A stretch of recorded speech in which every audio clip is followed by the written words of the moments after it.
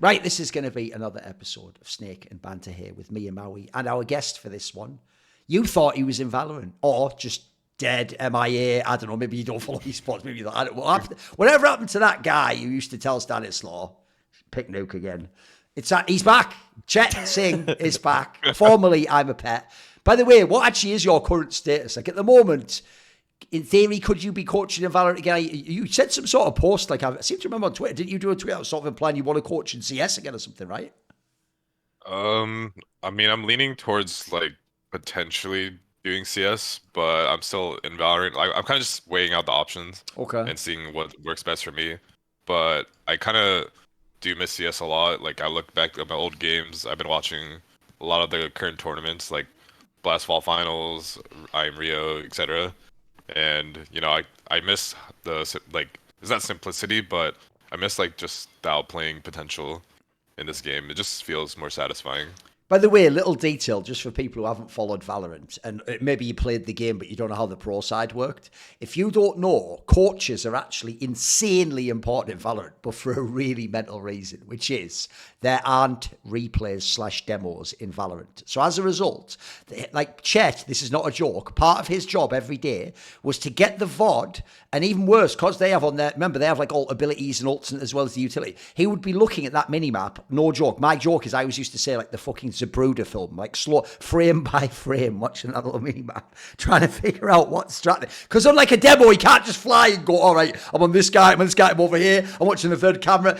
That's the world he lived in. So I can see why, you know what, it could get tiresome. It could get a bit tiring over that game, mate. No replay is crazy Pretty for a wild, game isn't that's it? I supposed to be an know. esports game. Yeah, it is. It's wild. If people also don't remember, I mean, when Chet was working with like NRG and EG and 100 Thieves, it was pretty known in the space that he was a mega demo grinder. Would just like even, I think there was even a period where he tweeted about during the player break running out of demos to watch.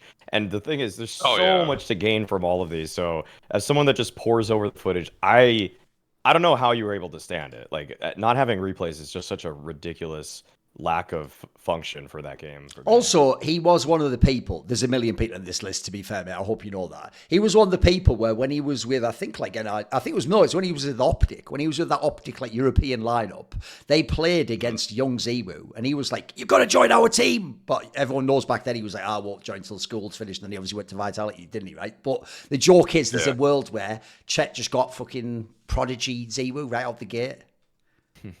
Dude, that would have been so nice. Like I was trying my best. You have no idea, but just like any Yeah, amount of money, he just wouldn't care about it, which I respect. yeah. You know, Yeah, he but knew what then he the wanted. part that sucked then was then you were in an RG and EG that was like top 4 all the time. So then he was just banging your fucking domes off on LAN all the time. You're like, well, that's brilliant. Yeah, that was cool. You know, Cool. at least the games where we didn't play him, we made it further. Yeah, that's true. That is true. That Okay. was nice. Right. Let's get into it. So, Chet, what is your good point for this episode? What did I message you? I need to like pull up my messages real It was quick. about FURIA, spoiler. Oh yeah. I mean, my good point was I feel like FURIA is performing really well in By the way, we're IEM Rio recording this right now. after they've just beaten Navi 2-0 in the group winners match. So they're going to be top 4 no matter what. So, yes, okay, go on, give us some thoughts on what's impressing you. Let me check the maps they're playing because I was watching their games on my stream and I think they're on Dust 2, their opener game, and I was really impressed with their like cat splits and stuff like that. I feel like they literally just Yep, over when they're phase. out, yeah, Yep. they played phase and when I was watching their A splits, well, I feel like in Dust 2 right now, it's really hard to mid B, and I think they understand that pretty well. That, the people like pop the nade in the smoke and then you get exposed and they have all the info if you don't commit and stuff like that. I feel like they have a good understanding that A is really important on T side to hit. Even Fallen, he had a really slow start on their T side, and when he swapped to CT side, he actually popped off a lot with his op. I felt like he was just getting better and better as the rounds progressed, which is a good sign. Skulls is also playing pretty clutch as well, I think, in the series. So when you have players popping off like that, it just shows a good sign for the tournament for them. And they've continuously shown that they've keep performing well. I don't think they've dropped exactly, I think, one map. And I think it was against from Outsports, and then they 2-0 Navi, which is no easy team to beat. Their map pool seems pretty solid right now. like Dust 2 just seems to be a stable map for them right now, and they should just continually pick it. Their nuke also looks pretty decent. I think they just have a very good T side right now, compared to most teams. And I don't know how you guys feel about other teams right now, but when I watch like team like Complexity, which we'll probably get to later, I feel like they have more discipline where they're not over peaking and they're not losing man advantages. Sometimes I even watch Navi and what's his name? JL. Sometimes he'll just like do some ridiculous peak. Like I think I remember it was in Blast Finals. He just like ran out the window in like a 5v4, and I was like, I don't know what the fuck this guy's doing. Like, like I don't think he does. I know That's the secret, mate. Oh, like he's a good player. I see like Yeah, I see these players these days like even Donk, they'll do some crazy like peaks or like where they run through a smoke, and there's a huge disadvantage when you do that. So I just those things I don't see FURIA doing. I see them like being more locked in and more disciplined. And yeah, their splits are just good right now. Like specifically their cat split on Dust 2, just super good.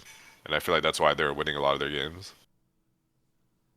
Yeah, I mean, from watching Furia, I feel like it's been a work in progress. The way that they've been playing ever since, oh God, actually, I should look this one up. But while I do, I mean, I think the main thing is that when I watch them on Nuke today versus Navi, even though they would sometimes lose some of the rounds where they put themselves in interesting positions, it's such a far cry from what they used to do when Art was calling, where they would just kind of get you with gimmicks. And it was actually almost notorious about Furia's playstyle that they would send it through door all the time, ramp, and then sometimes Oh, they'll the do an mini A split. exec.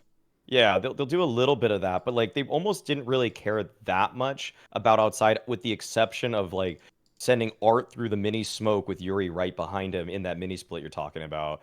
And then and it was like they would never really like take advanced positioning towards like CT spawn, for example. Like they're never actually going to go for really a heaven flank almost ever. Oh yeah, never heaven rep, yeah. But now they actually go for that. Now they've expanded their playbook, and they also it kind of felt like at the beginning, even though Skulls was kind of for me a weak link on Liquid, I felt like as soon as he got into Furia, his stats didn't necessarily reflect this, but I could just tell the way he was playing off of teammates was clearly better. Whereas before, when he was playing an Cadian system, he oftentimes was just kind of dying on lurks a lot of the time. Maybe he'll actually even do some damage, but then die. But he wasn't really maintaining that space. Now I just feel like he understands what his role is a lot better, and that's made me gain some renewed faith in him as a player because yeah, he was solid on Pain. I'm not gonna, even though I was critical of how he was when he was on Liquid, he wasn't really bad on Pain. I just felt like people overhyped what he was on that team, and so I was trying to bring it back down to earth. And so in general with Fear right now, it's pretty obvious that their T sides are developing. Like the Fallen for Art as the in-game leader move needed to happen a lot earlier. And I want to say like the greater narrative side of this is that I do feel like Fallen, when he joined Fury at first, there was this back and forth between him and Art, who's going to be the IGL. But Fallen has shown in the past now, he knows how to get a contract extension, okay? Like, he knows what it takes to just not actually put the burden on yourself, kind of say, no, I'm not really in-game leading right now. He'll do that on teams. He did it on Liquid for a while. He did it on Fury in the beginning. And now it's like, okay, Liquid or Fallen, we actually need you to in-game lead. And now that he's actually committed to the role, I actually feel like it's better. So I feel like this should have happened way earlier, but I think Fallen knows that as long as he survives, as he usually will in roster shuffles, he's going to get that contract extension. He's going to be able to extend his lifetime on the roster. And I looked it up. It's Lucid and Innershine. Those are the two guys that are helping Fury right now. I think I heard something about Lucid, who's from America, actually helping a lot with their T sides. So I feel like they're bringing in a lot of different ideas. And I actually like that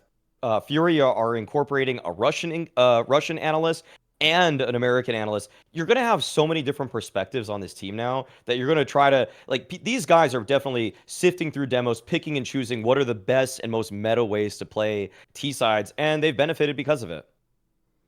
Yeah, I actually think that the funny thing about Fury is it's one of those examples of where you wouldn't think on paper, like, the Skulls move's a massive one. Like, look, it is in the sense that the Kai guy should never have been there. The joke was that was almost like they put him there to, like, punish us. It's the same as where I now feel like G2's just fucking with me and they just put Snacks in there just so now I'm like, well, all right, if you're going to do that, then I guess Huxley was better, wasn't he? Fucking hell, all right, you win. Like, it's like they're doing that. So the Kai guy was so irredeemably bad and out of his depth, by the way. Obviously, should never have been boosted to the team like that, put in shit spots. That, like, he just was feeding. So Skulls was always going to be better than that. But also, it does just show, by the way, this is why, actually, a lot of us, including people like Twist or whoever else in those interviews, did potentially want Skulls to be in Liquid because, actually, he was someone who showed promise before. The problem is he's mega inexperienced. And I'm going to drop a bomb soon about all the Liquid stuff. But basically, inside that team, I'll just say this. People killed his fucking... I'll say people, certain dickheads, just one or two, actually crushed that guy's confidence completely. And also,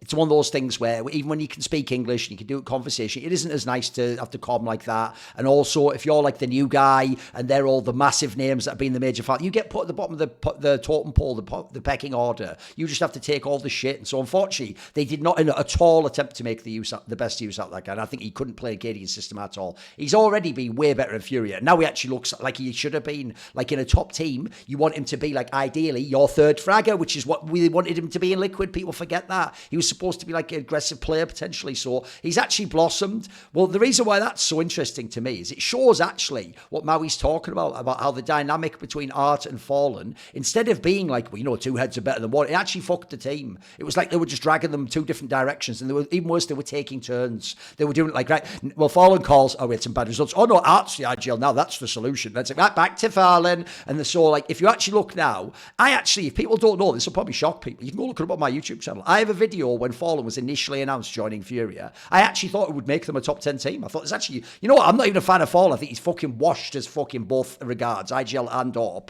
But they only need a little bit of each on their team because they never had any bloody AWPing because they never tried to use the AWP. And IGL in Art was absolutely fucking desperately bad at the time they recruited Fallen. So I remember thinking, mate, if you could just sort of get out the way and call like a simple game and just let people frag, then they're going to be mega. Serato, by the way, at this tournament, if people don't know, is doing like everything you dream of him doing. Like, obviously, that Wikidia of fucking Kazard Drake can just die in hell. Like, he's actually, no joke, he's playing again like he's like a top fucking 5 like player in the world. Never even mind rifle, he's just cracked. Also, Yuri, for whatever reasons, I mean, he's on home soil now, isn't he? There's no reason. You don't have to be on Instagram, mate. Just look over there. So that's working out. He's back on his game. And when you actually look at the team, all of a sudden, they're not actually bad. Like, they have some decent firepower. I've even actually done some bets on them and won them already at this tournament. Also, they're getting crazy odds. The one problem they have is this, though, Chet. At the moment, they've sort of gotten teams that, even though, I'll give them credit. You can't fuck around with this. They beat FaZe, Mouse, and Na'Vi. Those aren't jokes. Those are all real teams. Except one, Mouse is having some problems at the moment. FaZe is like not quite at the top. And then, look, Navi's the best. Like, I'll give you that one. The one angle that's helping them is this. This is what you want to watch for in the playoffs. Is at the moment, they have one problem in the veto, which is they ban Ancient, right? They hate it. And so as a result, and they're shit at Vertigo. So what their problem is, only Mouse is the team that could have picked Vertigo against them. No one else does. And loads of teams ban Vertigo. So that's fine for them. They ban the Ancient. Everyone else bans the Vertigo. Cool. We're where we want to be in the map pool. Their problem's going to be if in those semis, they run into a team that can pick a Vertigo. If someone does that, they're going to run into a lot of issues. So at the moment, I agree with you. They're right. If you look at it, Nuke, by the way, being good on Nuke's mega. There's almost no team in the world except actually fucking Bizarre Spirit actually likes that map. Maybe G2 a little bit. A lot of teams that's like in the middle of the map pool, you can get them on that one. If you're good on Dust 2, Dust 2 is a map loads of teams pick, by the way. Some people will even pick that against you, and you can just get free chance to win the map. And then if you can play Mirage at all, you basically have to at the point. Think about almost everyone, almost no teams ban Mirage. It's very, very rare right now. So if you can't play these maps, you're just not going to be in CS. So I think right now they've got a decent chance to be like a dark horse team. This is actually what we all hoped this team would be from the core of the team. It's just that unfortunately, especially during the initial art period, they played so woefully bad that unironically they could come last place at tournaments. It was really fucking insane. Yeah. And it didn't matter, by the way, on those teams if Case Rattle fragged out. He could even have games where he just fragged, and it didn't matter. It did not matter in the game. So I agree. I think they've had a good performance so far. Yes, there's the home soil thing, although I was saying this before we started. I don't really think that makes the Brazilian team play way better, but I think in contrast, 'cause it'll look the same, I do think other teams, especially the Europeans, look like they're way worse when they're in Brazil, though. I think that's also, if you think back on the IEM Rio Major, that was also a nightmare. There's a reason like most of the top teams in the world didn't even make bracket stage. So I think people I mean, you could argue that the Europeans are just too used to staying in Europe. They just stay in Europe like 80% of the year. They're not used to going to South America and having to figure all the shit. And it's one thing to have a crowd that's like, they're cheering for Astralis in the crowd. No, this one's cheering that you die because you're playing FURIA. If you know the difference between those two environments. So it's quite interesting. So I'm certainly interested to see what happened in the playoffs when they have the full fucking factor of the crowd.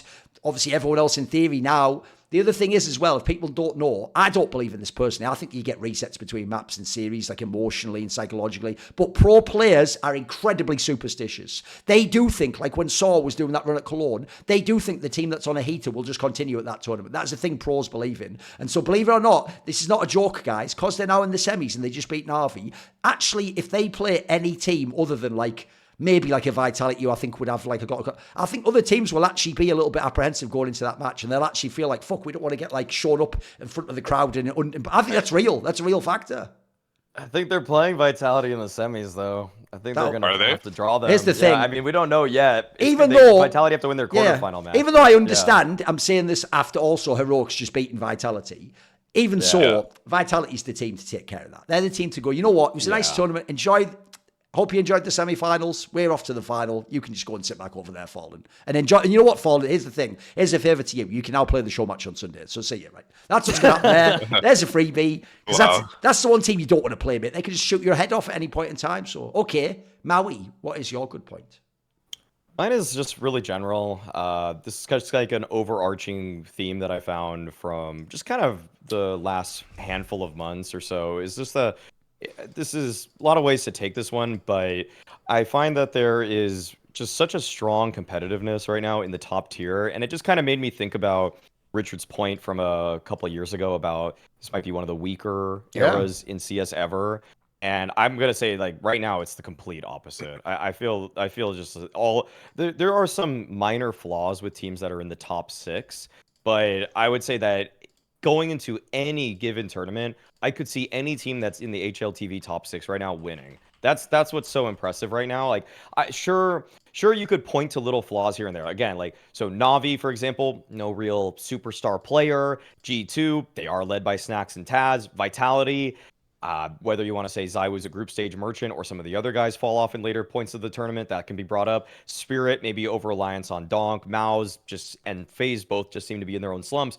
But I think that in a way they're not playing that badly, except for G2. G2 kind of ruins this because of how badly they played at this IEM Rio event. But for the most part, it's very, very uncommon. Pretty much not. It's almost just rare at this point to see any of those teams in the top 6 just play like complete bums. Whereas I feel like there was a bit more variance before, even towards the end of CS:GO, where you would just see kind of teams come out of nowhere and do really well. I feel like the teams that are in the top 6 right now are all in a very confident position, and this sort of bleeds into the narrative that we've been driving on an individual stance for the entire year, which is that the top 3 race is still very much on as well. And it's been such a long time since we've seen 2, let alone 3 players actually fighting for the number 1 player of the year position. So there's so much right now in terms of the major is just going to have to do so much heavy lifting for narratives and wrapping them up nicely by the end of the year, because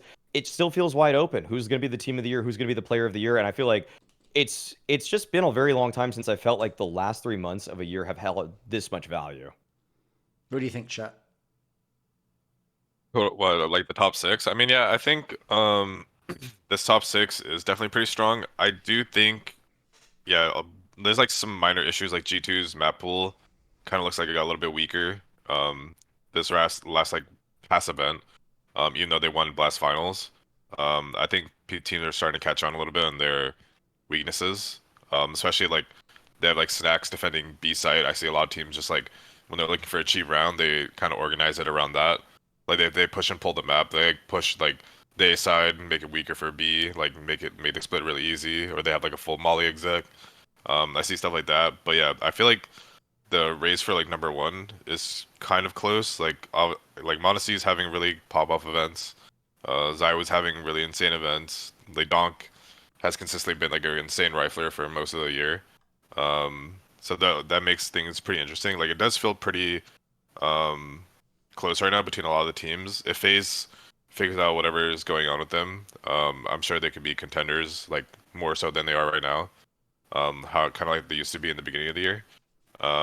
Past the top 6 though, I do feel like the rest of the top 10 isn't so great. Like from 7 to 10, where you have like I think Eternal Fire has stepped it up a lot though. With Liquid, Complexity, and like Virtus Pro, I haven't been too impressed. I feel like these teams have kind of shown a lack of discipline in some of their play, and for Complexity specifically, I feel like their map control on most maps has been a little bit poor. But for the other like 6 teams, yeah, I feel like they have maps where they're all specialists at, and it shows pretty well. Like G2's Nuke is like pretty strong as well. Spirit is good on like a bunch of maps at this point. Like their Mirage is solid. Vitality has just been owning on consistently like a bunch of maps. Whenever they lose, it's kind of more so on them than just like their T-side structure. I feel like structurally, a lot of these teams are very good right now. So I don't see any issues with the top 6. I just wonder how the major will wrap it up because, like you said, basically towards the major, we don't really know who's the best yet. But I feel like that'll kind of determine like who's actually the best by that time. I mean, the reason why, because obviously, you know already, all the Na'Vi fans are just screaming at the TV, so because they're all just like, what are you talking about? Na'Vi won all the events. Yeah, but think about this, right? Because Vitality won Cologne, well, what if Vitality wins the major at the end of the year and they've won the major, Cologne, and then had a bunch of seconds in top 4s? Because, by the way, it's very hard to get a Vitality out of a tournament for the top 4. And then in that scenario, a lot of people think the Na'Vi win at the major wasn't very impressive, etc. The rest of the wins were really good, but they don't have that many. They lost all the BO5 finals except the bullshit one against Eternal Fire. That wouldn't make them look as strong. If Spirit won, suddenly they'd have the major plus Kelavice plus some bet booms plus a fucking blast. See what I mean? Like, actually, it is closer than people realise. Because the problem is right now, we're in the moment where you pretty much could, I mean, until today, you could pretty much put like a bet down. Like, I guarantee that you will see Na'Vi in the final because it was just so hard to beat them. In fact, you could argue best of 5s is what it took. You had to get them to the best of 5, so you could drag them to the deep water, and they couldn't sort of get all those crazy clutch rounds in 4 out of 5 games, if you know what I mean. That they would just have like one game, and then if one player had a bad game, you could cook them. I think if you look at the top X, I can do basically what Richard was doing in late 2022, where he constructed that take, which some would say is an anti-Huxley take, because at the time Huxley was winning massive events. Yeah, that's how I saw it. That is how it began, but it was a legit take too, which is why I backed him up. So similarly, it's because also you're in a cycle where people clearly all want to make roster moves, or there is division in their teams. So I'll run down like the top teams that you have that could potentially be good right now. So Na'Vi's the top team right now. I can tell you, not as a fact, but I am quite sure that they were going to make a move around that player break or after the first major, and they just happened to trip over, win the motherfucking major, and then suddenly get really good at the end of the split. They're like, you know what? Why gamble at this point in time? Why not stick with it? And guess what? The gamble's paid off. But the downside of that is what Maui said. Even when they make all these finals and then win and people on their team get the MVP, you do notice that nobody... I'm waiting for it still. Still Maui. Everyone loves stats. And if you look at the stats for Bit are crazy. The stats for fucking Immer, they're impossible. He's probably the best Mirage player in the world, as long as you count ecos. Then... why has nobody in the entire world ever even made an argument one of these guys joined the top 3 discussion? No one's ever even said a Na'Vi player is the best player in the world. I'm not aware, I'm no joke, of a single commentator or analyst who ever said that opinion ever. Because here's the thing, everyone's eye test tells you they don't have one of the best players in the world in their team. All of those, like, put it this way, Bit's like the player you'd want as like your 3rd best player. Then you'll fucking cook a team. Then you'll be the best team in the world. If you want to have like Wonderful, you better have Donk. You know what I mean? If you want to have fucking Immer, you better have some fucking stud Orper and some fucking god tier fucking aggressive right. You better have like Nertz and someone else. You know what I mean? Like, you better have none of these players. So as a result, Na'Vi themselves, even when they win and make all the finals, they're not dominating in the same way that like teams with eras do. That's why the whole, are they going to have an era? It's like, it's the other way around. It's just really impressive they can make all these finals and semis and they win some of them. So that's the other way around. Then you go down, Vitality, I think, has all the pieces to win everything. But I've heard that's part of why that tension is absolutely real within that team. And it's like everyone could be kicked, depending on what day of the week it is. And they're sort of tearing themselves apart. And you've already heard those stories. They potentially were already trying to make moves and those moves didn't happen. happen. In the meantime, they won a Cologne, so you just got to suck it up and keep playing. That's how it is in modern CS. You don't just get to make a change because you want to. You have to also wait for a timing window, get the buyout. Sometimes the org doesn't approve it. Maybe you want to move, maybe the other guy does. You've essentially poached him. And then the org goes, we can't work a deal out, or they're asking for too much money because it's 2 months before the major. You have all that shit going on. Then you've got G2, as you've just saw here. Yeah, they can win an event. They can also do fuck all. Just like they did at Cologne. Right before that, EWC, they could have won it, and then they fuck all at Cologne. So the problem with that team is, I think this is why I'm so tilted by the Huxley thing. It's like, could I just see the same lineup with Huxley and the Malbs? Please. I'm pretty sure that event, that already locks in top 3, I'm pretty sure at this point. Probably could win some of these tournaments. But we don't get that. Instead, we get the fucking Snack show, where, like I said on Twitter, all right, if me and Maui were supposed to apologise because Snacks won Blast, can you and Snacks all apologise to me now, please? Because I doubled down on that take. So you can all now apologise to me for being wrong, that he wasn't some god tier leader, because look who the fuck he's losing to. Nobody even good, by the way. Then you've got Mouse, right? Mouse was supposed to be the team out of it cracked, right? First of all, this is the problem with when people get to the top, first of all. It gets heady. And eventually, it's really hard to stay at the top like that. They've lost their fucking heads. 2 or 3 of those players play bad in each game at the moment. It's rare that they actually have a game like the Col one. They even look fucking vaguely good in. Sometimes they look trash right now. The whole team's confidence is gone. And spoiler, shall I tell you another reason why I think, and this is unfortunately the problem with having experienced players, I think it is absolutely understood. You know, when I run through all these teams I'm listing right now, you know the easiest way to fix all of them? Tear Mouse fucking asunder and put one of the players on each of those teams, and there we go. We've got the best teams in the world. So I think Mouse are fully aware of what I said the whole time, which is, you know what? There is no, well, you're doing well making semis, you've won some small events, and eventually you'll graduate like Astralis and win the events. You won't. This is your season. At the end of this season, at the end of the major, if you haven't won the major and then gotten Mouse to do some crazy counter offer, all these players are getting taken everywhere. Shui might be off in fucking some team. Could have been Liquid if he hadn't made the switch. Maybe you have fucking Yimfats in Vitality. You know what I mean? Everyone's going to be elsewhere. Someone's going to be in FaZe Clan. This team will be top. So this is the window right now. And unfortunately, when you're playing bad and you sort of know, maybe I'm not going to be here later, I think that doesn't help when you're an experienced team. When you're veterans, maybe Vitality can handle it and still win a Cologne while that's happening. Most teams can't. Then you go down. VP is an actual super team of Russian players. That is fucking shit. They are garbage. That's how I know Astralis is actually doomed, because VP isn't good, by the way. Spoiler, they are not good. They are actually fucking trash. Then you've got FaZe. They're just a roster move away, but they just won't make the roster move. Maybe the right piece isn't available. Maybe who knows? Maybe they're waiting for a ticket to the Infat lottery. Maybe they're waiting for a ticket to the Exertion lottery. Again, you pick one of these players in that team out. We all fucking super hyped. I'm like, right, load up fucking FaZe versus Na'Vi now. This will be fire. So to me, you go down the list, all the top, they're all the big names. Then as he said, if you want upset potential, you're talking Eternal Fire. They have 2.5 maps they're good on. You got Team Liquid. Their problem is they're doing, actually, funny enough, it's like this in League of Legends at the moment. They're like, we almost won. It's like, as my friend Moses, a true American patriot, told me, almost only counts in horseshoes and hand grenades. So you have to actually win. Because as I keep saying on Twitter, you can't keep doing this to me, guys. You can't tell me that Team Liquid is fucking sick and about to be really good, and then FaZe is trash and washed, and then FaZe plays Liquid, always beats Liquid, goes further in the tournament than them. That doesn't make sense. Nothing about that makes sense. Every detail does make sense. Against the field, they're worse. Against players, they're worse. What is that? That's cancer. But don't worry, I've got a point about Team Liquid coming later.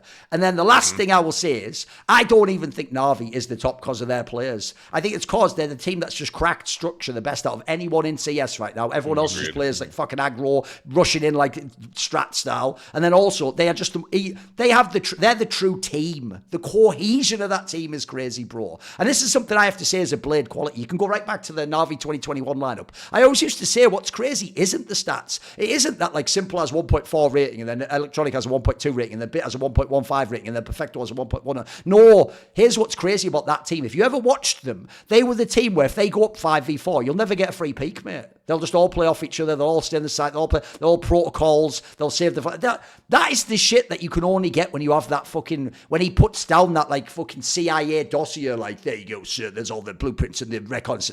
This guy just has his players fucking tuned. That's why, by the way, even if I thought he should have gambled and made a roster move, maybe I'm wrong on this one. If there's one person I'm willing to be wrong to, it's Blade, because he stuck with it. And I'll tell you what, now having that same lineup together, the cohesion's fucking nuts, because he's had all that time with him. He's had like almost a year at this point in time. So, no, I agree. I actually think it's super competitive. So what's funny is people are getting the thrill of who can win the events. But the problem is, like, put it this way, except for Vitality, if they'd got their shit together, none of these teams really is going to be like a historically remembered team. You know what I mean? If you go down 5 years from now, it's like he says, it'll be like the end of 2022, where it was like, oh, there was like a bunch of good teams in the top 7, but it was more like, you know, put them all in a hat, like, oh, Heroic wins this event, cool.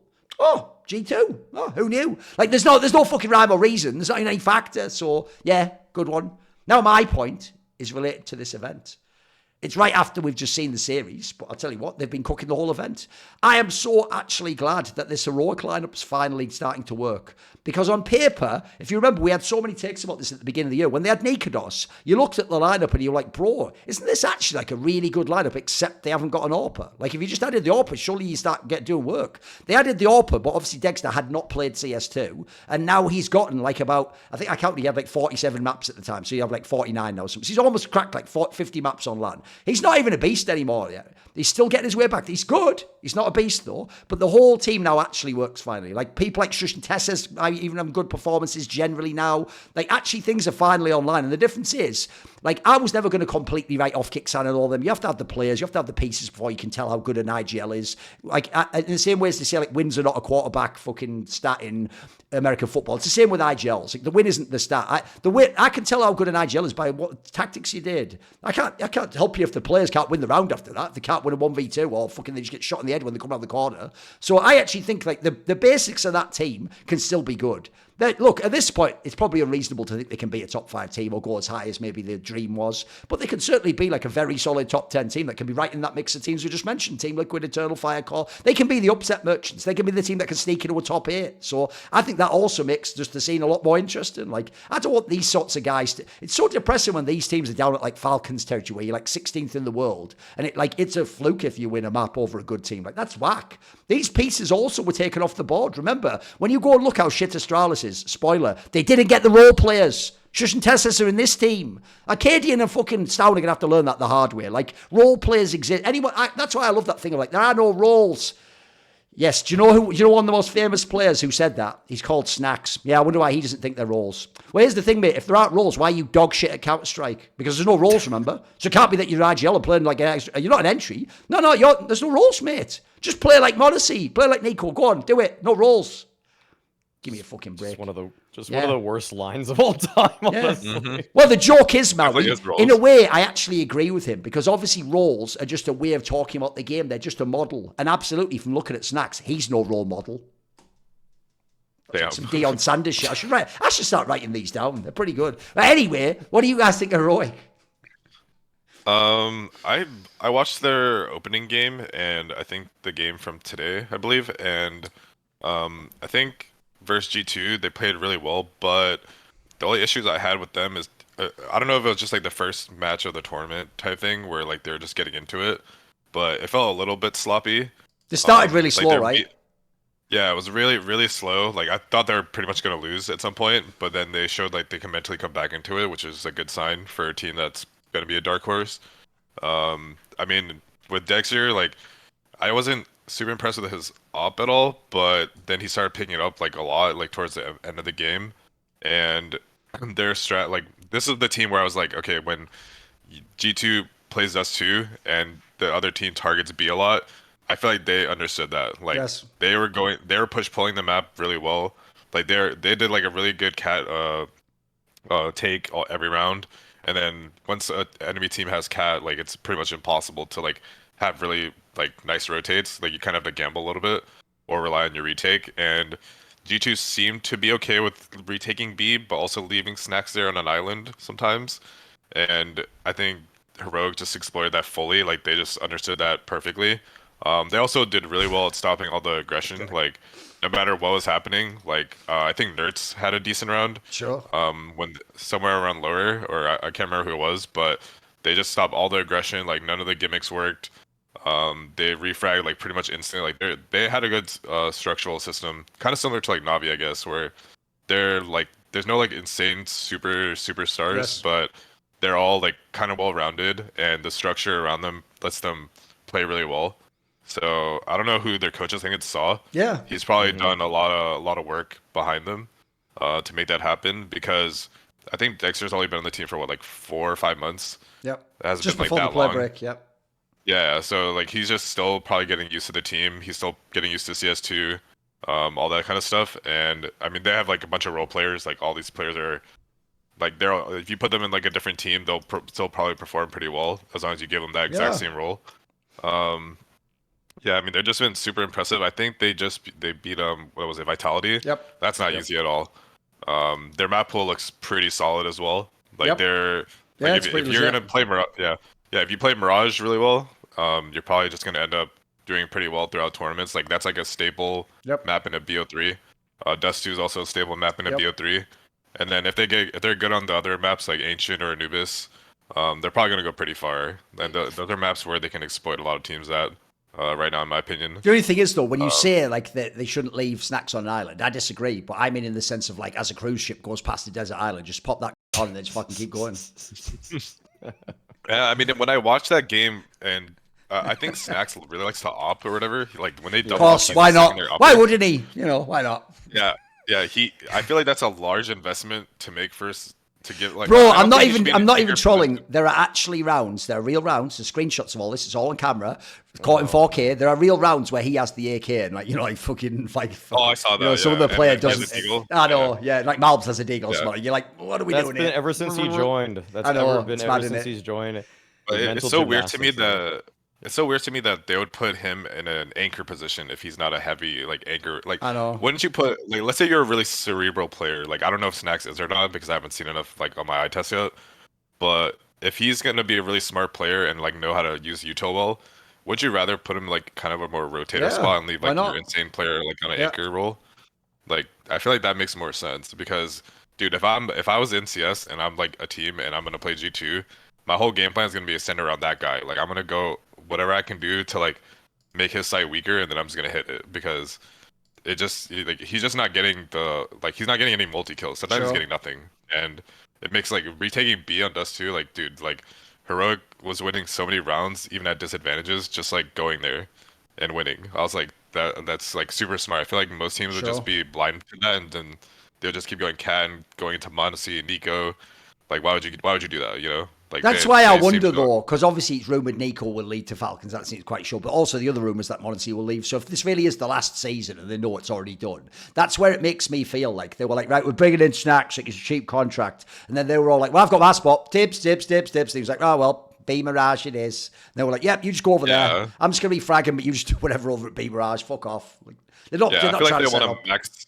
Yeah, like not to talk too much about G2, but I feel like if they want to maximize their chances, then they probably want to spread the talent across the map. You know, like let's Yeah, not. actually, like, by the keep way, it I've all on one realised we're side. talking about G2 late. It's true. We shouldn't. This is heroic. This is Yeah, about wait a heroic. second. Maui, what do you think about heroic, bro?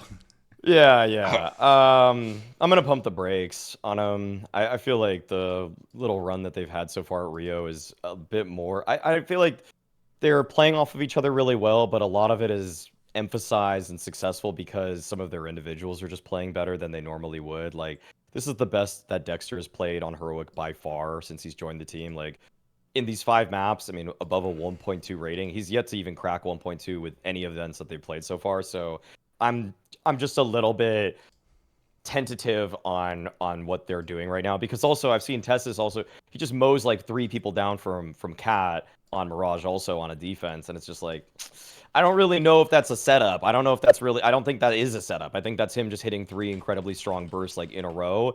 And so I'm not going to say it's a team thing. Can I be happy that some of the players are playing well? Absolutely. Like I really like the Heroic lineup. I liked them back when they were playing at the major, and a lot of us had them in our pick'ems to make it through to the top 8, and then they kind of like dashed our hopes on that because I think they ended up 2-3 or if even that. And then that's when they had to make the Nikados switch. And with Nerds, Tessus, and Shush, you would think that's a really strong rifle core, if not even just firepower wise in terms of role. And so I'm a bit concerned when a team makes it through by beating the teams that they did. And I'm not saying that they played Astralis, they played G2, and they played Vitality. And the Vitality win is definitely the most impressive because I think Vitality is clearly a top tier team right now. I think they're clearly top 2 right there with Navi. But I just think that when you end the group stage with the highest player rating with a 1.22 also, then I'm a little concerned that these players are popping off in ways that they don't normally.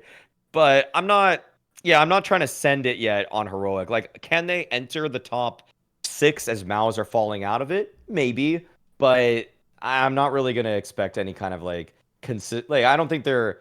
I think you framed it well when you said this at the beginning. It's not like I'm expecting them to be a top 5 team, but I think that the fact that they have been kind of out of the top 10 for way too long, that just feels beneath their players. Okay. What is the bad point, Chet? Spoiler, it's another NA team, right? Yeah, I believe it's about complexity. I It's feel your like point, their so I don't know why you're saying that like you're just guessing what it's your own point. So come on, what is it? Yeah. I just feel like complexity right now structurally is kind of disappointing for how long they've been a team. Yep. I just think like I'll give an example. I think they played Inferno versus Liquid, and I feel like they're gonna continuously get sunned by Liquid no matter how many times they Yep. play because the plays they make are like so like they make no sense. Like I'll give like a few examples. Like Elige, he's a great player and a lot of experience, but I don't know if this is like a cultural thing or like I don't know what's going on in their practices, but like he'll peek like window room like from boiler and he's just like walking into like Naf's crosshair like a bunch of times and like Naf's like probably just like laughing like why the fuck is this guy doing this? And I'm just curious why they throw away so many 5v4s. Like if you watch that game versus Liquid, you'll notice that complexity probably had like at least like they could have had like a 6-6 half or like a 7-5 like in their favor. Or honestly, they could have even been like yeah, like even more in their favor because they probably would have ecoed them a lot too. Like put them on eco, and the structure on their T sides make no sense. Like I feel like Inferno on Inferno is very like the mid control is very understood at this point. Go on, yeah. Yeah, it's like super understood at this point, like how to take mid on Inferno. Okay. But these guys are like dry peeking lane. Like JACKZ is having a field day at lane. Like they're boosted up top like lane. You know, like these angles are being flashed, and I don't understand how they've gone through that many practices and these many events and are having these issues. Like I don't know where like there's like a lack of discipline. Like even on Liquid side, Yakandar like he like flashed himself banana and they couldn't like like capitalize off it. I don't know if you guys saw that clip. He like just team flashed himself, didn't get the kill. Somehow they still lost the round. Like complexity after being gifted like a free kill like that. Like I don't know where the discipline is on their team. Like they're also just throwing away rounds. Like they had an advantage like on a site where they're just like pushing lane together in like a 5v4 or a 4v3, which I understand getting info is good. Now I'm not saying never be aggressive in those situations, but the way they did it was just so sloppy, and it just like their banana, they have full banana control. Like it just seems like they're just playing to play. Like they don't have like an actual system going on. So it's kind of disappointing because I think at some point they used to be really good. Like I remember their like Anubis was decent, and when they were actually playing well, and like JT was fragging out, but I haven't seen that same team again. I think they actually like degraded their performances throughout the year. Yeah, I just checked it out for like the complexity. We've talked about them in so many different ways at so many different times, and like it's like every 2 months we need a complexity check-in, I feel, because we just keep noticing there'll be one performance per 3 months where we're like, okay, that's a pleasant surprise. I think the last one was probably EPL season 19. Maybe they did something else actually that caught our attention, but then they'll always just they'll throw every single ounce of goodwill that we've given to them and they've earned in those single tournament runs, and they just kind of piss it away because they also did it at the last Pro League. It's just the Pro Leagues mainly, mate. It's where there's less pressure. Yeah, they have all the upsets, yeah. Yeah, I guess that's it. Yeah. So both Pro Leagues this year where Yep. they did it, and at the beginning of CS2, they were impressive. At the beginning of CS2, the IEM Sydney Grand Final that they reached, and the Blast Fall Finals where they came top 4. There are some performances that they should be proud of, but then, like you're saying, the 5v4s, just for the year of top 20 teams, they're the 4th worst in 5v4s, and the teams that are around them are like Big Clan, Falcons, Furia. Those are teams that have also had a lot of trouble in 5v4s. But the most annoying factor is that they have one of the better opening kill players in the world. I mean, Elige is still very good at getting openers, and that's why it's so frustrating to watch them, because it feels like I mean, I hate to use the term 1v9 because in reality, like I don't think Elige is ever going to really see it like that. Like he's getting an opener, and sometimes he knows he can do a little bit more. And I think that it's actually hurt Elige's performance. I think that's what's kind of gotten to me the most lately, where I feel like Elige has gone from being a more calculated player to now just thinking, I do need to go for one more. And I think that's sometimes why he'll send it after that at that 5v4 is sometimes just given up by Elige nowadays. Sometimes even in a post plan, a good crossfire is given up by Elige. And that's not necessarily what I remember him doing 6-7 months ago. I feel like he too has been infected by the idea that things will fall apart in the round unless I make a heroic stand here. And so he's overexerting himself as opposed to actually playing within what should be a fundamental structure that the team should fall back on. And I want to bring it up again. I mean, this was Thorin's point when we talked about complexity a couple of months ago, but it is just simply the most frustrating thing that you've had one of the longest standing 5-man rosters in tier 1 Counter-Strike period. Yeah. And yet you still throw these kinds of advantages. Like if you give any team, any 5-man team in the top 15 over a year together, you would think that by the end of that they're playing like Prime Astralis in 2018. Yeah. Sure, they're not always going to be the most explosive, but you would expect that they play off of each other perfectly and that they know who's going to be first contact. The communication would be simple and easy, and they would have very clean conversions on rounds where they have a man advantage. But that's just not the case with complexity. There's usually some random push by a player. Sometimes it comes down to a missed shot, and you know what, that's a mechanical failure that I'm more willing to forgive. But when I watch them play a post plan and every single person just swings on their own, then I just start wanting to pull my hair out and say, cut 2 people on the team. Like if that's still happening a year into the roster, what is the value of keeping low performing players because they're not providing stability? No, it just makes you wonder what they discussed. Like I don't know what they've been discussing over there, because it literally looks like they were, like you talk about the Sydney game that they had. They were playing really well. Like, I mean, JT was also just popping off like a lot back then as well, so that probably helped. Like that probably skewed their performance a little bit. But it doesn't make sense to me, like why Elige is going for so many heroic performances. Like he knows, he's been in winning teams where he knows what the structure is and what, like he should have been the guy that went to complexity and was like, okay, this is how we played in liquid. Like this is what we can do to be better. Like this is how Floppy can peek off me. Halzerk should probably save his fucking op once in a while a little bit more. You know, like, you know, they're just throwing away guns at the same time. Like a lot of the things that I see just seem pretty newbie. Like this is something like, I don't really watch Nouns too much, but it just seems like a team like that should be making those mistakes, not like a team like Complexity that's been together forever. Like if I see Elige push that boiler room one more time in his next match, I'm gonna lose it actually. Like that mistake just should be fixed. Like I don't know what's going on there where they're just giving up these free kills. Like they look like they could be good because whatever opening ideas they have seem to be strong, but it seemed like they didn't talk about the next steps in their team. Like they didn't talk about step 2, like what happens after they get the Halls pick, or what happens if they get like the banana control. Like they didn't go over those parts of their game, and it's pretty easy to fix, but I just don't know how it's even a problem to begin with.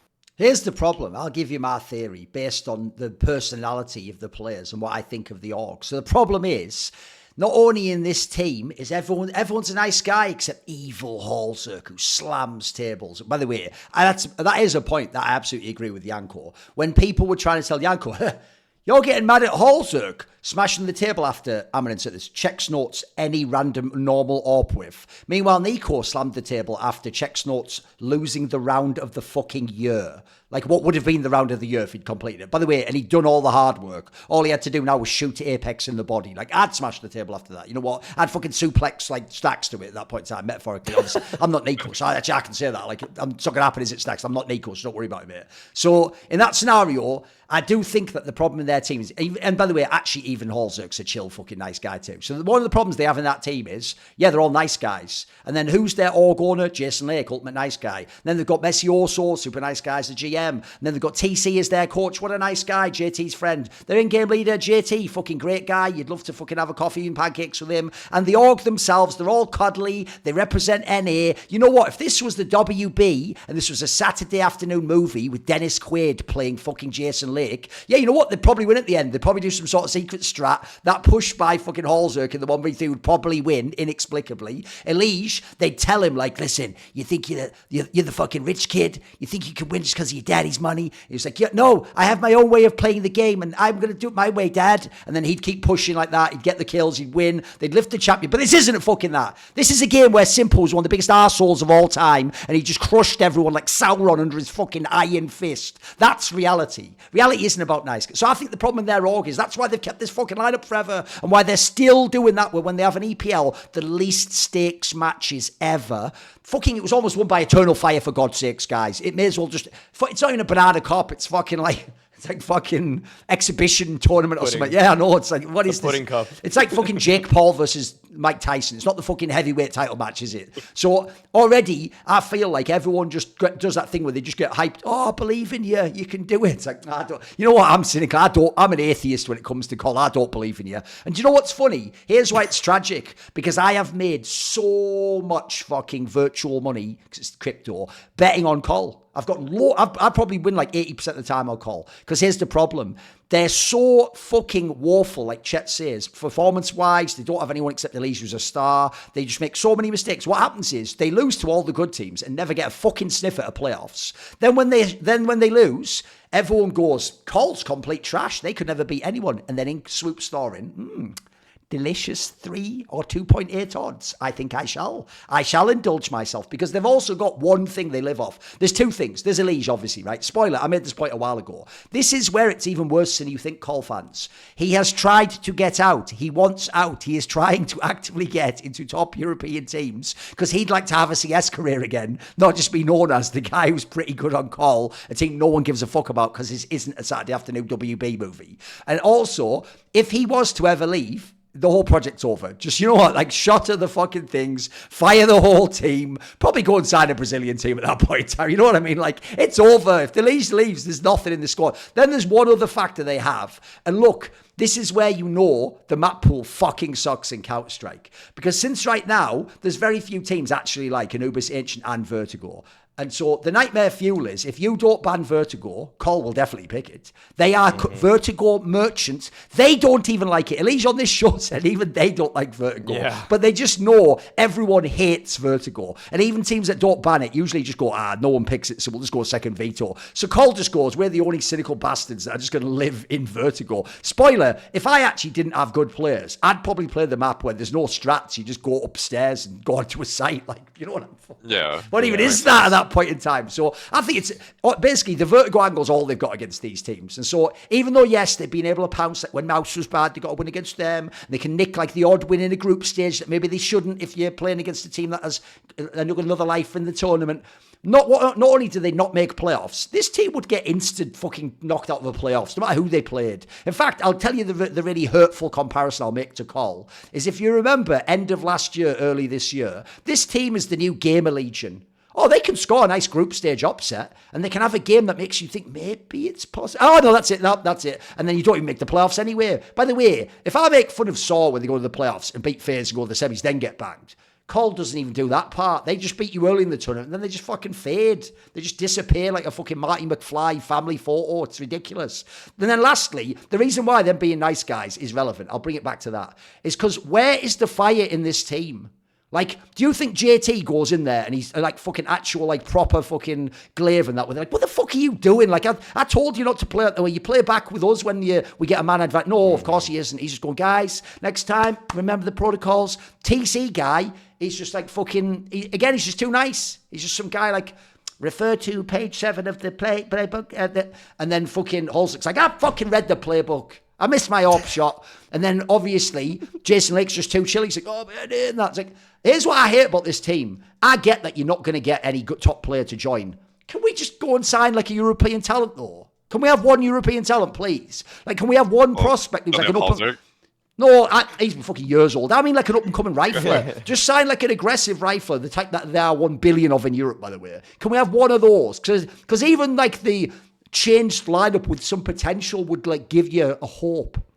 You could live off that for 3 months. This lineup, we've seen it. It's been here the whole time in CS2. We've seen everything worst it one can is do. There's nothing left. they're not even Vertigo merchants anymore because they lost their last 2 Vertigo games. There you go. Like to Right. even to a bad team. They also I don't know Yeah. how much you guys rate Imperial, but I don't think they're very good. No. And they weren't even supposed to be at the event to Yep. begin with. So it's just like that's just embarrassing. Oh, and by the that way, they one can't last even thing. have that's their home For for anyone naively thinking, well, you're talking about Thorin, no one to sort of be fiery. They've got Elige. You don't know Elige. Elige isn't the guy going like, you're fucked up. His whole shit's like, just don't ever criticize me. If you ever saying shit about what I did, well, here's the problem. He is easily the best player, but even he can make mistakes like you say in this team. By the way, if he'd have gotten into Na'Vi, like I heard the rumor, he's not doing this shit. If Blade tells him, fix that up, he'd just do it immediately. If he was in phase like Twist, he would. If Carrigan says jump, he'd say, how high, sir? How high did Twist used to jump? I'll jump 1 centimeter high. Can I have a Grand Slam? Can I have a major? So right now, that's also why there's only 2 ways this goes. By the way, if I'll make a prediction right now, it's not a hot take point made, but today is October. We're in 2024. It's October the 9th, right? So after the major at the end of the year, we're going to finish the season. If there is actually a top European team, we'll take a lead. I believe he'll leave. I think he's just done it at this point in time. So at that point, call the project. We're not even talking about that point in time. Then they are at the announced fucking level and the M80 level. That's like, can they do anything? Wow, okay. Shit, is there anything? So this team's, it's whack. It's whack. Right, okay, Maui. Yeah, well, I mean, one last thing about complexity is the T side woes are actually at this point very real. It's just Elige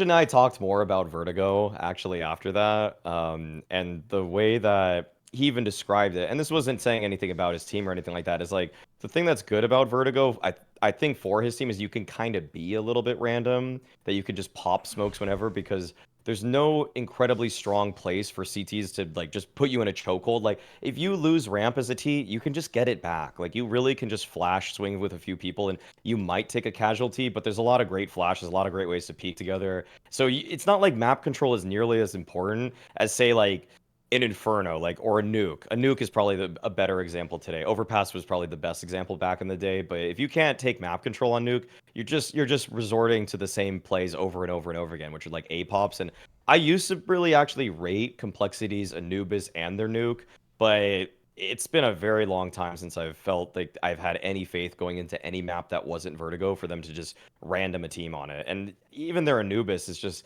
like, it's one of the weaker Anubises too at this point. Like I'm not even really convinced about that. And it is also just crazy that as soon as Liquid came into the space with this new 5-man lineup, they've just been destroying complexity every single time. And it's like you're supposed to have at least the experience as a roster together and not just get upended by a team that is just assembling their team today. Dude, they're getting destroyed by Liquid as well. It's not even close. Like I don't even know how that's possible. When they got 2 rounds on a nuke. By the way, that was Anubis. one last thing I was going to say. Yeah. That even ties into why I actually think the team just sucks. Because, bro, they play like they know they're upset merchants. They play so desperate. Like, they don't play like their players really believe they're going to win a duel against a top rifler. They play like, I have to just do some crazy shit, just pop in his face. Oh, did it work? Shit, did I accidentally kill him? It's like, what is this? Like, mate, I tell you what, even when people criticize FaZe, those players still take duels like they think they're better, mate. Like, they think they're best players to a fault. Yeah. In a good way, though. Yeah. How are they getting how are they losing 12 rounds in a row on nuke is beyond me. Like, surely we know one good strat that can guarantee us something, or like do someone like has something, right? That is crazy. If you have 3 timeouts and you have 12 rounds to play with, you can't get 12-0. That's just not a thing. That's just right. I'm just upset with their general play. That's all I'd say. All right, I'll do my bad point here. This has been a topic of discussion on my stream, and even the occasional tweet comes out about it. But I think that Wonderful has been a super solid piece of Na'Vi for this entire year. But it's time to admit to the public that he has a horrible Grand Finals choking problem. Like, this guy has been abhorrent for Na'Vi in not every single Grand Final, but he's always playing worse in Grand Finals. I will give you now the ratings of him in every single Grand Final that he played. Okay. At the PGL Major, 0.93 rating. At the Blast Spring Finals, 0.97 rating. EWC, 1.06 rating, but at the tournament, he had a 1.29 rating, including that Grand Final. Cologne, 1.00 rating. EPL, and this is his best Grand Final where they beat it over Eternal Fire, 1.11. And at the most recent Blastfall Finals, 0.87 rating. Like this guy, on average, even including his grand final, comparing it to his tournament rating as a whole, on average 0.13 weaker in grand finals. And there is a case to be made and a very obvious point to be made. Well, he's going to be playing against better opposition, but even against Eternal Fire, who wasn't the strongest opposition that Navi played at EPL, he's still playing worse in that one versus the other teams. And it's pretty clear at this point that whatever is getting to him is festering to a greater degree in the grand finals. And I think some people have noticed this when you see the webcams and everything like that. He does this thing with his hand where he just like starts sliding it across the table back and forth really fast after he dies. And Alexi is basically playing nanny the whole time trying to calm him down because it's like he's not raging. He's not like someone that's slamming the table. He just has that about to cry nervous energy all the time, which is exactly what I would not want out of an opera when I have a world-class team. And it feels almost in a way like some of the energy that he probably had from the PGL major about if we get this done, I won't get replaced by Simple is somehow it's somehow carrying over actually into all of these other grand finals that he's playing, that as if the ghost of Simple is right there holding him on the shoulder saying, I'm coming for your spot if you don't actually perform well here. It's a lot of just kind of like armchair analysis for why he's playing badly, because in a general, he almost gets more out of the system than I would expect from someone that's in the positions that he's in grand finals. Like Navi they do make a couple plays for him, but a lot of their T side especially is not focused around activating wonderful. He's not like ultimate. They're not trying to set him up for opening picks very often. And so he has to usually pick up the pieces in the mid-late round for them, and it usually comes most alive in clutches for them.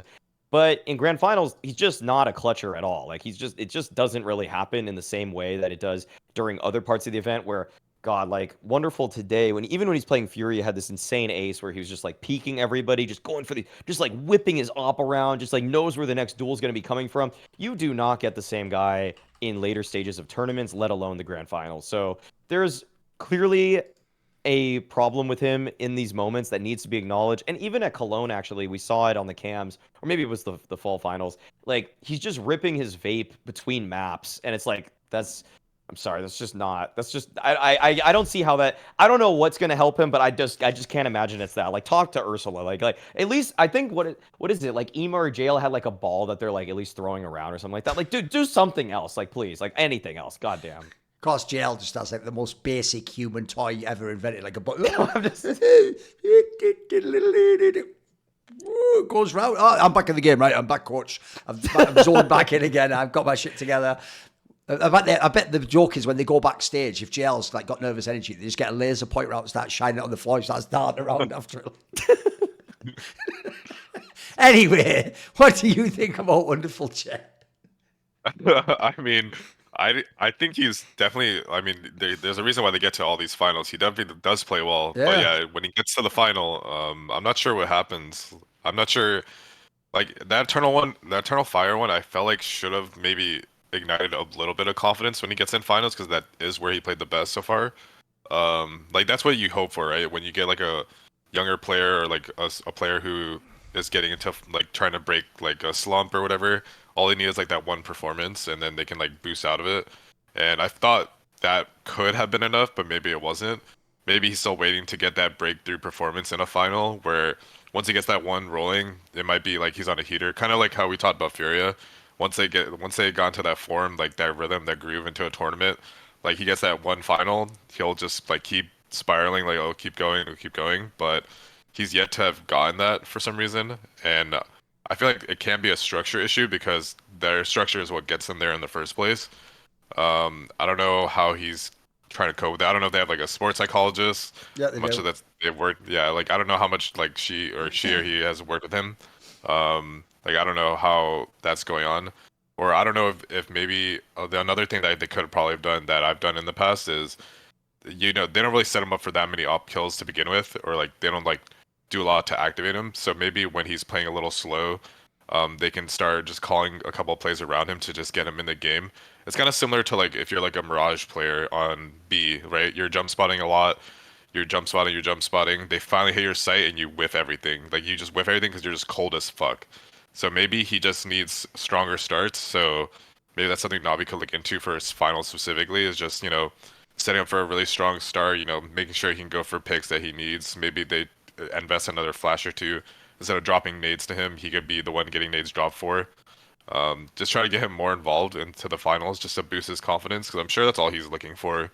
Like you said, like maybe the simple thing is like looming around him. Maybe that's a real thing, but I feel like at this point his spot feels pretty safe. Especially with like Simple being loaned out to all these teams, and maybe he'll join a different team. Like I feel like he shouldn't be stressed out about that. But yeah, I would probably just suggest like I feel like he's good. Like there's no reason for him to leave the team or whatever, or for the roster to change. I think just maybe the approach just has to change for him, or maybe he should just be asking for these things. Be like, yo, can we be setting me up on Dust 2 a little bit more, Mirage, whatever. Like I know we have a system, but like maybe also that could be in their benefit. Like if they set him up more, the teams that are anti-striding him aren't going to be as prepared, They're not going to expect like, oh, Wonderful's going to be pushing Palace on Mirage. Like they're not prepared for all of that. That might actually give them an edge in the finals as well, just for like a random like thing they've been working on in practice that they just pull up in the final. So those are probably the things I'd be looking out for, just for Wonderful. I will say he is far and away the youngest player in the team. If people don't know, he's still 19 years old and he's only going to be 20 in December. And even though you think Bit's young, Bit will be 22 in January. And everyone else is like 25, 20. People don't know how old Immer and I think Immer and JL are both 25, mate. Like they're actually much older players. And so one of the problems he has, in my opinion, is he was never playing at this level. Like, look, he was in a team that could have, like, made a top 8 at a major or had, like, a playoff run. But even then, he could get to do that dream thing when you're a young guy, which is you're not supposed to go deep. So what happens is when you play awesome, the team wins and you get deep and people go, wow, he's pretty good. Then when you lose, he loses a team anyway. So everyone goes, oh, well, no shade on you. Now he's in a team where basically, if he played better in some of the finals Maui's talking about, they'd probably win every single final. Like, they'd actually have had, like, an era by now. It'd be fucking mental. But I also agree with Chet. One of the reasons I hate when people tell me this guy is shit, replace him with literally any other AWP. It's like, are you watching the rest of the tournaments or just the finals? Like, the joke is, because there's that nightmare thing of like, is Bit actually like a top 6 player in the world? Not really. If you look at some of the maps and some of the time, I still feel like if you ask me a random map in a random tournament who the best player on Na'Vi will be, it'll probably be Wonderful. I think he's got the highest floor. He just generally has the best play overall. Like, he actually is pretty good, by the way. He has plenty of series and playoffs that aren't the finals where he carries and he's the best player, etc. He definitely has an issue in the finals. I'm with you on that one. Like, not only that, but he even does that thing in the finals where actually his AWP just goes to shit too. Like, he'll just for real, he can't hold positions, or he just gets killed too easily right at the end of the game, because Na'Vi can just get into a lot of those close games. So that, put it this way, you have to ask this question, which people never do. If JL wins all these miracle 1vx's, why is he in 1vx's? That's the little question you sort of got to ask yourself, because you shouldn't be in a million 1vx's, mate. You know what I mean? Like, but there's a reason you are. So I do think that's a problem. The issue is, though, because he's 19, because it's his first year at the top, he's getting experience. This is one of those ones where, unless you really are going to do the fucking... Listen, I already thought Blade was a fucking journey, like, fucking mega mind genius. But if he really is 17D chess playing, that he has Simple go and warm up in Falcons on loan, turn out to be really good on the AWP, and then goes, you know what, Wonderful, it's been real, but the king is back, and now we know he's good. So now I commit, I put Simple in the slide, and now I think 2025 is mine. And then it just takes all the... That would be gangster. I wouldn't put that past Blade, by the way. That's the sort of like God tier movie he would do. Probably make fucking Falcons pay like 700k in the meantime for the loan, and then just brings it back. So unless that happens, I think they should obviously just run this lineup into next year. It looks really good. You win the major again at the end of the year. But I do agree that is one of the factors, because there's a reason why. Like, at the moment, they should be... it's bad for them at this event. If you saw the day before this event, they announced they were changing it back to a best of 5 final. Bro, it is only the fact that the major isn't best of 5 in the final. That means you can still go. This team could be number 1 at all. If you look at best of 5 finals, bro, a lot of teams could get him in that now. I'll just say it straight up. You know I'm an Eternal Fire hater, or a Magic hater. Eternal Fire probably should have won that match, by the way. Like, they actually probably should have won that Pro League final. It's crazy. So I think he's one of their factors that's got an issue. I'll still give him time. I also do think he is clearly in their team. Even though he's like the AWPer, they don't play like he's a superstar AWPer. They never have in this squad. So I think they're also a bit cynical in that sense. Right.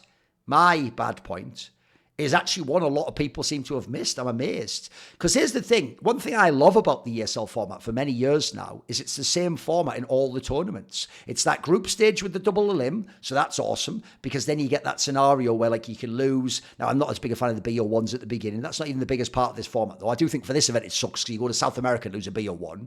So then, obviously, they have the thing where they want the playoffs to be single elim and to control it as 6 teams so you can do 2 matches on each day and then a final. That's all great, right? My problem is this. A lot of people haven't noticed this. Have you noticed how they've actually made it like way more accelerated, though? Like, there are matches, it happened today, happened in the first round. If you won some of your upper bracket matches in Group A, you played the best of 3 the same day. In the lower bracket, Mongols just finished beating fucking Eternal Fire and then immediately had to play Virtus Pro right afterwards. The same day. 2 BO3s in a row in the same day. And remember, I can't even know who's in the second BO3. I can't prep for it. I have to play this first BO3. And then by the time I win, like, bro, how much time have I got to prep here? Like, if people don't get it in Counter-Strike, look, I don't want you to have a week, but I want you to have overnight. I want someone like Chet to go away, or Blade, and go and download 15 demos and find some, like, little angles, some smoke kit. You can't find that in an hour and a half. By the way, after a full best of 3, if you go 3 maps, you're having dinner. You're not even fucking playing. You're doing that thing where you just talk in over dinner about what you remember of last time you played them or in scrims. You're not even doing real prep at that point. It's actually just going to make the games worse, guys. And I look at the format and I just think to myself, like, sure, because I think, didn't this tournament begin on, like, Tuesday or something? Couldn't we have just started on Monday or something? You know what I mean? Give it an extra day and make it breathe. It was Monday. No, it started on Monday. Was it? Well, what's changed then? Because how is it possible that there's all these matches that you play twice? I'm almost certain that wasn't a thing before. That isn't the thing at Cologne. At Cologne, I think at Cologne there was always one team that actually got fucked and had to play 2 matches. Well, each day there's like 2 or 3. There's a whole bunch of them each day. And by the way, that's also unfair, because if you were in Group B, for example, so G2 lost their BO1, right? If you won your BO1 in Group A, you instantly played like Na'Vi in a best of 3. Meanwhile, in the lower bracket, G2 lost their BO1, got to play overnight in their BO3 the next day. That doesn't make sense either. What's that? Well, they've done this for the like IEM non-Cato Cologne events. I'm not a fan. Like the Cheng. I think it reduces the level of CS. Chengdu, Dallas, and Rio have been doing this stuff where it's like, yeah, it makes it so that for the lower bracket games in the group stage, you have to win your BO3 and then you have to play another BO3 the same day, except for like one side of the bracket doesn't have to do it. Yep. It's actually, I think there was a chance at Cologne where you would have to do it if you're one team, but then the other team wouldn't have to. And there was always a narrative we brought up on the desk where it was like, well, this team didn't have to play a BO3 earlier today. Well, this team did have to. And then we just had to live with it. But at the Dallas and Rio events, I think it always would happen. It always happened on one of the sides of the bracket. Yeah, it's awkward. I mean, the format is weird. The BO1 stuff, the format can be weird. I don't think it's necessarily a bad format. Like, I mean, I'm thinking of like alternatives to this. I wouldn't mind. I feel like this is crazy to say, but maybe it's just that it's like round robin in some way wouldn't be the worst thing. I hate round robin, but all right. Yeah, I feel There's so many like weird scenarios from that. The problem with round robin always will be at the end of the group, you can have the stupid tie scenario, or my tournament life involves you trying to beat Chet when you're already out the tournament. So that's a flawed one. The best one's GSL groups. That's what I like. Yeah. GSL is great. I'm thinking like EPL type events for like I was conflating things. I was thinking of like the triple elim EPL, which is so low stakes. I wouldn't mind some sort of like a round robin. By the way, as a general rule, can't we just get rid of BO1 in like real ST tournaments? So what BO1 has no place in CS. I've always said this. BO1 isn't CS because you can ban 3 maps. The reason why best of 3 is CS is because I can only ban 1 map. The difference between that is everything. Everyone who goes, it's just like the decider. It isn't. I can win 2-0 from a better team than you have a way better map pool. I don't have to go to a decider. That's why it'll always be. And also, this is look. I'll admit this is the worst version of it because you are the team that flew all the way to South America on that massive flight. You get there, you get banged out in a BO1. Even better if you play a fucking Brazilian team. If you don't know, by the way, I'm cynical. I literally bet on FURIA to beat FaZe for exactly that reason. I was like, this flew all the way there. FURIA just rocks up in the BO1. Fuck them. Like, I even took Imperial just in case they fluked over Na'Vi. So, like, I just don't like that as the aspect. Like, I feel like ESL can just do better, mate. Come on. You had the best tournament. It's also spoiler. Here's another thing that's so cynical about ESL. So you're the ones who announced, guys, we're changing all the smaller IEMs to have best of 3 finals. Blast. We're making ours best of 5. Shit, ours is best of 5 as well. Now, Fucking hell, that's so obvious, isn't it? Come on, bro. It's obvious why you did that. You didn't do it for some special reason, did you? You just obviously went, well, shit, now we look like we're the banana cop. Like, yeah, exactly. So then you wanted the best of 5 final. By the way, best of 5 finals are awesome. MR12, it works now. Yeah, Don't worry about it. You're awesome. Right, what is your ugly point, Chet? Oh, mine's pretty simple. It's more so just about the G2 performances, how they've gone from such a high to such a low in this last tournament that just kind of like their flaws seem so obvious that I'm just not sure how other teams haven't exploited at this point. But they also have such high performers that it kind of makes sense. Like mezii and Nico can make up for a lot of like what Snacks brings to the table. I don't know how you guys feel strategically about G2, but I feel like it's kind of simple. My joke is, have you ever heard that story, Chet? You'll like this one. You know the one when Gandhi visited England? Have you ever heard of this? Yeah. And he visited England and they said something like, what do you think of like, I can't remember was it something like, what do you think of British civilization or something? He was like, I think it would be a good idea or something, right? That's how I feel strategically about G2. I think it would be a good idea. I'm just waiting to see it. I've always said this, bro. Malbs go onto the fucking site and shoot 2 people in the head with an AK on Ancient is not a strat. That is not a strat. That isn't even, that's just a guy with an AK shooting people in the head. Like, that's not strats. So I hate this team. Low-key. Yeah, it feels like... High-key, I'm unsure saying it, so keep going. I feel like they could just drop, like, weapons to their star players, even, like, mobs or whatever, and, like, those players can just outperform, like, like their firepower makes up for their lack of, like... You should actually give FURIA, mezii, and Nico, like, hero weapons. You actually probably should. You'd win more games, I think. Oh yeah, I think like even dude, there was like a round where mezii just had like a scout, like he was just getting like 2 headshots, picked up an AK, had it for the next round. Yeah. I was like, okay, like that's cool, I guess, but like, where's the actual like like outplaying potential? Like where's like the? And then they're taking timeouts and fucking Taz is like the wheels on the bus go fucking round and round. Like I'm out. Pretty good run, whatever.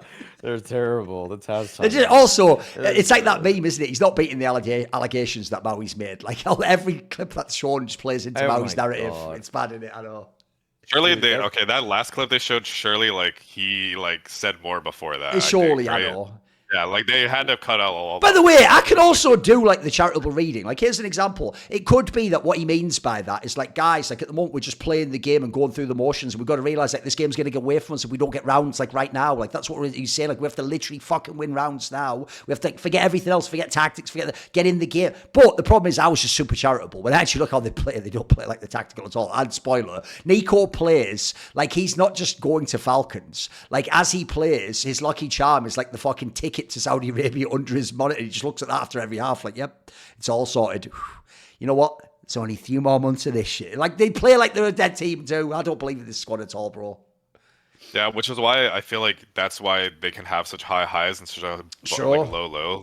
Like they're capable of winning a tournament if they just like are in individual form. Yes. But if Nico has an event like he just had, like that's just over. Like there's not enough firepower to make up for the lack of how bad they are strategically, or even their CT sides. Like their CT sides are not great. Like specifically like going to this tournament, that Dust 2 game they played, dude, like Heroic just perfectly like read their defense. Like there was no adaptation. They ran the same setup every round. They didn't even like try to gamble B. Like at least put a third player towards B. You know, like help the guy. Like shut it down once. Maybe crunch tunnels. Like do something. Like have something creative going on. But they're just sitting there accepting fate. I mean, they're also, I feel like, one of the teams where like when you go to the highlights page on HLTV right now, a lot of the highlights are literally just their players. Like I'm sure if you actually click, it'll be like mezii 1v2, blah blah. Like it's a majority their players, like not the other team. So they're just getting a lot of heroic rounds over and over and over again. Which like is, if you're gonna win a consistent amount of tournaments, that's not the structure you should be aiming towards. Like that's way too inconsistent. Like mezii is not gonna 1v4 every time, or Nico's not gonna 1v2 clutch like every single time. That's not consistent. That's not reliable. Like Snacks is actually, well, never mind. Well, like I don't know what. I actually don't know where to go with him, but he's a great guy. I don't know. Like we'll see what happens. He's a great guy. Like Hunter, he brings stuff to the table as well. Like I'm pretty sure he had an ace. Yeah, I'm looking. Actually, I just viewed like this is a BO5 to be fair, but literally most of them besides like Alexi B's like it's literally just their whole team, like all the highlights. So Yeah. that's kind of fucked. Like they're literally just a highlight machine. Like Exactly. that's not good. Like that's not how CS is. You can't just rely on like pure individual like heroics. That wins you tournaments for sure. Like you can win tournaments. Like you need players to pop off, but that can't be your win condition. That's just not reliable. Yeah, I framed this whole discussion before, like when they picked up Snacks and Taz, or when they picked up Snacks, it's just that I was I was degrading the move. I was like, this is just terrible. This doesn't make any sense. The Gamer Legion guys, sure, you can give the excuses that the guys on Gamer Legion weren't very experienced, but Snacks was trying to play hero roles and make heroic mid-round calls, and it was confused. It was probably confusing his own players, honestly, and it led to the worst T-side round win percentage in all of Tier 1 Counter-Strike for that whole season. And so I really did not rate this before, but I said as a qualifying statement just that this team could still win tournaments, but if you play it a whole season out like the Premier League, where it's just about who at the end of 80 games or whatever metric you want to use, whatever sample size you feel like you need, if it was just 60 BO3s of Counter-Strike and you have all of the teams that are in the top 20 in it, G2 is not winning that. Like G2 is not winning the most games across all top tier teams over and over and over again. They might have the highest rated. They might have two of the highest rated players. I think mezii and Nico could easily be the two highest rated players. I think Malbs could be a top 5 T-sided rated player in the world. But it's just such a lack of consistency, because if there is one week where monezii's sick or he's just playing 5% beneath what he does normally for the rest of the season, this team just crumbles. Like there's no fallback plan. Eternal Fire, they just humbled G2 entirely on Mirage. They showed them that if we don't give you picks during your mid control, you don't even know how to crunch onto bomb sites well. Like you guys need us to feed you in middle kills so that you guys can actually play with a man advantage. But if you are tasked with putting one guy, like two guys coming up con, one guy going through window to flank jungle, one guy ramp, one guy palace, whatever, any assembly or any kind of iteration of that, you guys don't have the coordination to even hit these bomb sites well enough to unseat our crossfire. So this G2 team is like, it sucks because I think actually in a weird and stupid way, this team is actually constructed pretty well for the circuit that we have in Counter-Strike. If we had this long season structure where you had to actually put forward a consistent foundational structure that is going to amount to X amount of wins so that you win the most in the whole season, G2 would never win that style of tournament or league. But if you can play a tournament, play 10 maps, and just see who had the best form for 5 days, absolutely I could bet on G2. I could bet on G2 every single tournament, and if they have bad odds ever, as the outright bookmaker lists it, I would just take it, because like there's always a chance they win. There's always a chance they beat the best teams in the world, and they've played all the best teams in the world enough times by now that they at least are now gaining a little bit of steam in terms of like losing to Navi over and over and over again. I think, what was it? 9 times. Yeah. It was 9 times in a row. They lost to Navi 9 times in a row. Finally, the 10th time they won. I'll take the odds that Navi's going to win again through a Premier League season, that they're going to win 3 out of the 4 times if they're playing them or whatever it is. But I'm not going to, and that's why a tournament in some ways is too small of a sample size. I love small sample size. I love making hot takes, but G2 can they can fuck up your expectations, but they could also live up to them because individuals can just carry them map to map. G2 is just the fucking mirror image of Na'Vi, because Na'Vi doesn't have the massive superstar players that carry the game on their own and do whatever the fuck they want. They have all the structure and the proper calling, and everyone works in their roles, and they fucking do, and they have the solid map pool, and they play very consistently, and you know what to expect from them tournament to tournament. And even if someone beats them, it's usually going to be 3 maps or pretty close, or like someone did a heroic thing. G2 is the team where literally it's been like this the whole time. Like it's like they're like a fucking someone have a heart attack on the EKG machine or whatever, you know, because they're just playing like it looks like fuck all structure. That's the reason no one gives you credit, Snacks, because it looks like these aren't tactics, mate. It looks like mezii and Nico have all the agency to do whatever they want, and they do whatever they want. Then also Malbs just literally just runs onto sites on T-side and shoots people with the AK. Hunter, I just think isn't even good. I don't give a fuck if he has the odd series. The numbers don't lie. If you look over the long run, large sample size, I always talk about the numbers do not add up for Hunter. He is not a good player in this team, and he's definitely not, by the way, some sort of supportive element. I don't even know what they're fucking thinking the roles are. And in fact, I'll even go one further. I think one of the stupidest things about this team, bearing in mind firepower and mega punches chance like Maui was just talking about, is your best option, is why the fuck you don't just say Hunter, just fucking suck it up, mate. Malps has to have better CT spots. Because right now, if he doesn't have better CT spots, we're just wasting that side of the game. Like on CT side, if you don't know, Monesi giga carries them. It's fucking ridiculous. That's one of the reasons I think he's the best player in the world, because when he's on CT side, where there's no Cadian calling this, he's doing his rotations, he's doing his peaks, he's taking the repeaks. He just dominates from that side. T side, they're really good because they've got all these firepower, etc., blah, blah, blah. But even then, by the way, people miss that because they see the odd Hunter game. Here's how it normally goes. Hunter and Snacks shit the bed in terms of fragging most of the time. Nico and Monesi are two of the best players in the world. If Malps has a good game, he's the X factor. There you go. You can win that game. If he has an all right game, not even a bad game, then you lose that game. You can just lose that game outright. That's why it's not. Have you noticed that? Yes, everyone fragged badly, but it's not just that Nico frags badly. When he frags badly, the team has nothing.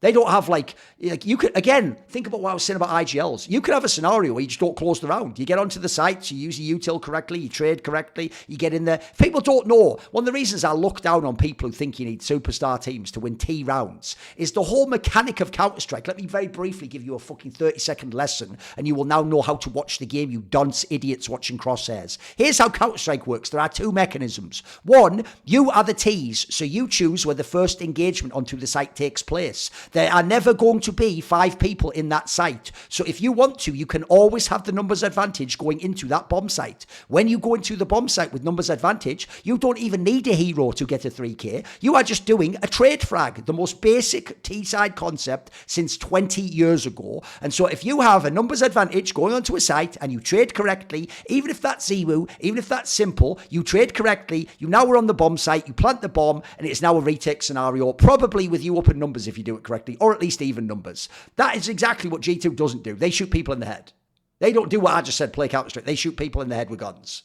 So, look, I tell you what, I agree with Maui. If you want to bet, brilliant team to bet if they're underdog up against a big favourite. Also, really exciting team. Also, if you're just a big fan of Nico Monesi like I am, it's fucking, in a perverted way, it's sick to watch them have to do absolutely everything. I sort of like to see people forced to giga carry. But I'll tell you what, it certainly isn't cool, because when you win that Blast Fall event, I actually want to do what we were joking about, Maui. I want to be able to go, you know what, you're legit now. Welcome to the table of Vitality and fucking Na'Vi, and in the past Spirit, etc. You're now an elite team. Let's see you in all the semi-finals, and let's see, you know what, maybe you could win that major. Right now, if you won that major, it wouldn't be a total fluke, but it would just be that people overperformed. Like, if you win that major, let's be real, probably Monesi and Nico did like a 1.3 rating. Well, that isn't tactics either. That's not building a fucking team. Na'Vi can win a major with 2 players on fucking 0.89 and one on like a 1.1 or something shit like that. Like, that's the difference between those two teams. They're playing CS, you're just shooting people. You're playing CSDM. The Vu brought it up to me at one point that actually, of all the people whose rating is most correlated with winning of G2, it's actually Malbs. Like, if he has above like a 1.06, their chance of winning is much higher, just because. And it's just like, yeah, you watch the games and it's just so predicated on his entry success. If he runs into a bomb site or takes mid or whatever, he gets 1-2 kills. Yeah, they're going to convert it. It's kind of like the Donk. Like Malbs is definitely the Guatemalan Donk right now. He's definitely having to do too much for the role in order to aid them in the success that they basically are relying on him to find. Like, Nico can do it too. And that's why G2 is super scary. That's why they're better than Spirit, because maybe Spirit's structure is actually slightly better than G2's right now. But G2 has 2 guys that can do what Donk does, and they have Monesi, who is more active than Shiro. And it sucks to just have to. I think these conversations always end up a little frustrating, because you want Counter-Strike to be, you don't want it to be this reductive to down to individuals like this. Like, that's why Navi's so fun to talk about, as opposed to teams like Spirit and G2 right now, where it's just feast or famine. Either their stars are farming and then you're winning, or they're playing with a 0.9 rating and then you just have literally no chance to win at all. By the way, I'll just make a quick point as well for the people who really do just watch the frags and this. This is not what super teams look like. I'll give you 2 super teams from Chet's era in CSGO, and this is an example of how they didn't just shoot people in the head. So Team Liquid 2019, like every idiot will just look because they were mega skilled and think they're just playing CS. They're not. Like, they actually played like a fucking super punish style on T-side where they like bait you out and then just fuck you up because they have the best players in the world. And by the way, their trade flagging is fucking bonkers. What are you talking about? Are you going to kill them? Then how about old school phase with Guardian and Rain and fucking... They had Carrigan, probably the best mid-round caller ever to play CS. In this scenario, that's why this team is like, all they have is the puncher's chance. They have... Listen, it's a crazy... In this analogy of the punch, they knock you out if they hit you with it. But the problem is if they whiff, they've got nothing. They've got no defense. They've got no fucking jab. They've got no... It's just a haymaker. That's it. It's a haymaker. Yeah, that's all they're throwing is a massive haymaker. They're like Butterbean. That's an old school reference, whatever. Right, let's move on then. What is your ugly point, Maui?